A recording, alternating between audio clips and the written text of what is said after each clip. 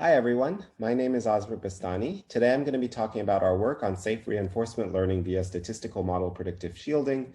This is joint work with Shuo and Anton Shuo. Deep reinforcement learning has recently been shown to be a promising strategy for automatically synthesizing controllers for challenging problem settings. For instance, robots with stochastic dynamics, partially observable environments, dynamic environments, and so on.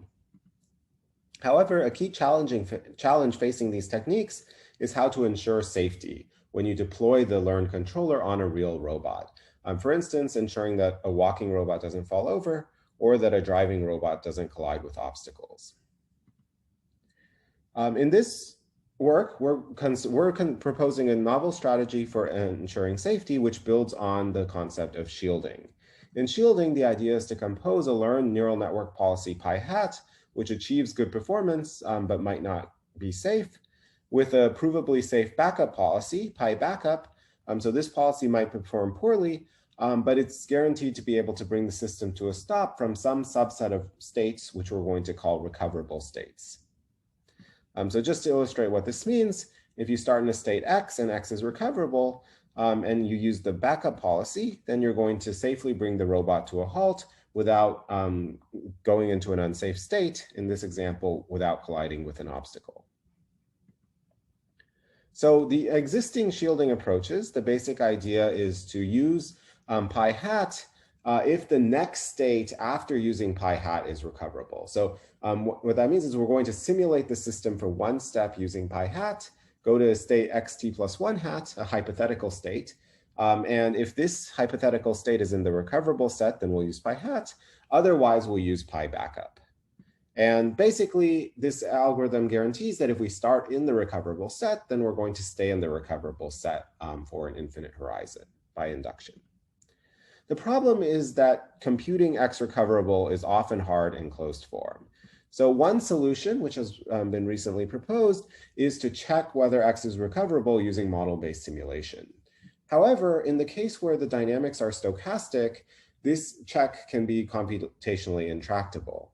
So in this work, we're proposing a much more efficient check for the case of stochastic dynamics, where we basically use random sampling in conjunction with concentration inequalities to obtain provable probabilistic safety guarantees. And the basic idea behind the model predictive shielding algorithm is to use a simulation to check if the next state is in the recoverable set. So we're going to simulate the system as before using pi hat for one step to go to this hypothetical next state x hat t plus 1. And then we're going to continue the simulation using pi backup to check if x hat t plus 1 is recoverable.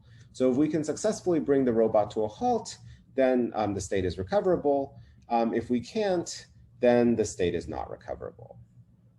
And as I said before, the model predictive shielding strategy is going to use pi hat if this check passes and use pi backup if this check fails.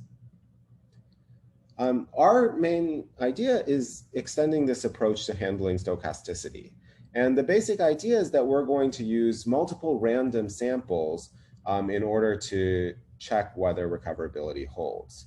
And we're basically if all of these random samples say that the robot is, the next state is recoverable, then we're going to say that x hat t plus 1 is recoverable. But if any of them fail, so if there's an accident in any of them, then we're going to say that it's not recoverable, and we're going to default to using the backup policy.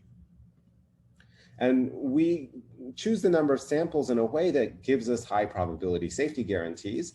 In particular, we guarantee that our robot is safe with probability at least 1 minus epsilon with respect to the randomness in the dynamics, and with probability at least 1 minus delta with respect to the random samples taken by our algorithm.